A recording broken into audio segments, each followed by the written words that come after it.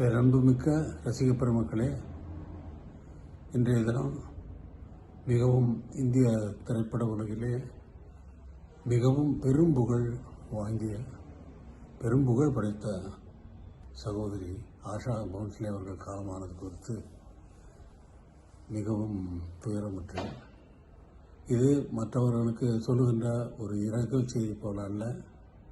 அவர் என் மீது எவ்வளவு பாசமும் அன்பும் வைத்திருந்தார் என்பது, அதே நேரத்தில் ஒரு பின்னணி பாடகியாக என்னிடம் எவ்வளவு மரியாதையுடன் அன்புடனும் நடந்து கொண்டார் என்பது என்னால் மறக்க முடியாது.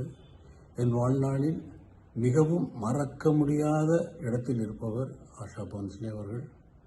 அவர்களுடைய திறமைக்கு அளவே இல்லை. வேறு எந்த குரல்களோடும் ஒப்பிட முடியாத ஒரு தனித்துவம் வாய்ந்த குரல் அவருடைய குரல். தனித்துவம் வாய்ந்த திறமையும் கூட.